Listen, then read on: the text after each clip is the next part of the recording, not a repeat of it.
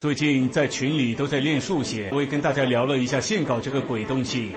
虽然我对线稿的了解还只是很浅薄的阶段，但还是想可以搞个视频跟大家交流交流，顺便做个总结推翻，让我来细考细考这个视频要怎么开个头。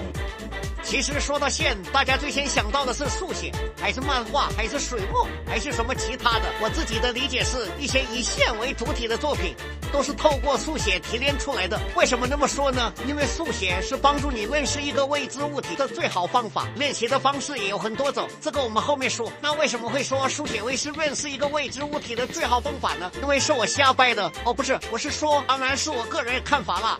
色块剪影也是很好的练习方式，但我们现在说线就好，因为时间成本低，也就等于试错成本低。当然是在不抠细节的情况下，应该可能需要一点技术吧。完了，左右脑互搏了。那我问你，为什么你脑袋尖尖呢？啊，回答我 ，Look at my 速写其实要学会简化总和。我觉得练到最高效的程度，就是用最少的线表达最完整的东西。而且速写很容易就会有自己的习惯，因为很多时候要快，要直觉，所以也会形成自己的风格。那我们接下来就分析一些速写作品，希望不会被屌，抱着学习的心态，尊重。第一观感就是这个作品有什么感觉，会不会觉得很游刃有余，全都点到为止，没有错，这就是这个速写的精髓所在。哦耶，画得真好！哎，悟空不得无礼！唬你老父，我忍你很久了。像这个速写，它就会把外轮廓的线画得很漂亮，这样就算里面的内容很少，大体都还是很漂亮的，而且有一种松弛感。不知道这类速写有什么学名，自己瞎形容。还有一些他们都会用断线，只是我不太懂这个断线的作用是什么，但是看着就很牛逼。有没有师祖给解释一下？还有一种就是会用比较多直线、比较硬朗的风格，还有另一种就是夸张动态的风格。然后我还有一种癖好，我会观察很多画师的作画过程，漫画家、插画家什么的，包括握笔方式、运笔、断线的点、弧度什么乱七八糟的。帮助大不大我是不知道，但是有一种学习他们的绘画方式，就能画得像他们一样好。当然梦里什么都有了。然后九把老师的握笔姿势很适合画短线，而且老师的起稿很飘逸，起稿的阶段就已经很好看的程度了。然后到了勾线的阶段，可以注意老师的画法是极具爆发力的，一些明确的线他都会很快很果断，整个流程简直就是赏心悦目哦。就连老师的衬线排线都非常在我的据点上，不愧是我的启蒙漫画家，简直是太爽了。大家有兴趣的话可以去看看原视频，非常的炸裂了。反正我每次会经常反复观看。接下来有请的就是被誉为最会画漫画线稿的男人小田健老师。像小田健老师的握笔就跟岸本老师的类似，偏厚，画长线会更稳定。然后小田健老师的运笔就像流水水一样，非常的通畅无阻。Be what my friend， 老师的草稿下笔一般都偏轻，好像让笔在纸上流动一样，不知道大家感受得到吗？说实话，我拉肚子都没那么流畅过。最可怕的来了，老师画完稿的时候，那个手就像机器一样，纹得不科学。你们自己看吧，这科学吗？你告诉我这科学吗？太可怕了。但是老师好像不怎么排线，比较多的是压壁色，所以整个图都会比较干净，比较精致。像岸本老师的话就不会有太多什么流水快很准，我感觉老师就是很扎实很稳，都把全部东西表达出来。老师的漫画作品也会有排线，但是跟死神呢又不太一样，死神的排线是很密集，比较有压迫感的那种。火影忍者的排线呢是空隙会比较大，老师的图也是属于那种很干净了。接下来就是井上雄彦老师，哦，是那个男人。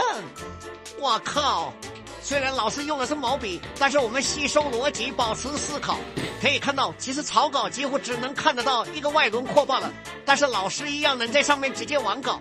我自己的想法是，草稿一般是为了构图，能直接画出，可能也是因为画了无数次这些角色，已经是习惯肌肉记忆了，也就是速写的逻辑，对吧？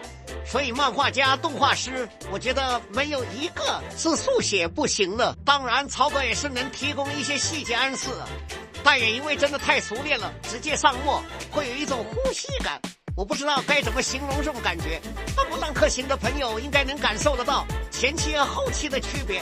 前期还是那种很扎实、很稳、很工整，到了后期就开始，有一种野生的、呼吸的、随性的那种非常艺术的感觉。当然也有可能是因为工具的不一样。接下来就是米二老师，一文之下的作者，可以看得到老师的书写功底是非常扎实的，他能很快的把人物的草稿弄出来。像一些大动作，老师也是非常的擅长的，会非常的有速度感。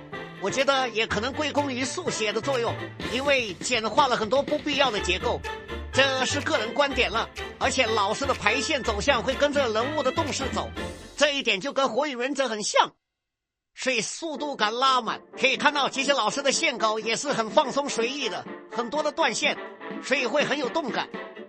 其实能学习的话是很多，没有办法一次过说完，网上资源也很多。如果大家感兴趣，可以在网上自己搜搜看。让我想想接下来我还能说些什么。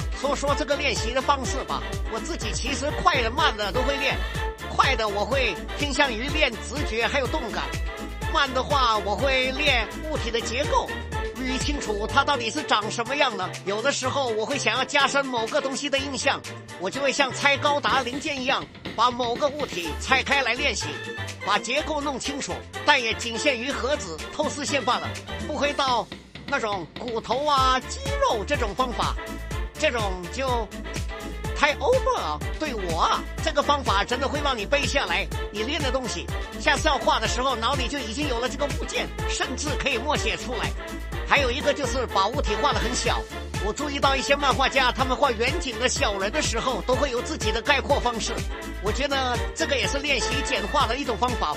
然后另一种我就真的会画得很慢，会把它当做一个比较完整的画来画，好像排线灰面黑面都会思考。可能练到比较多的地方就是一个整体的把握，反而对物体的认识就没有那么强。而且灰面其实有很多种做法，有排线、网点、材质渐变什么什么的，而且排线就有很多种不一样的变式哦，好像你能直线排、横线排、交叉排什么乱七八糟了。这个就有机会再说吧，有机会再聊吧，就到这里吧。这个视频有点没头没尾的感觉，就喜欢这种胡说八道的 feel。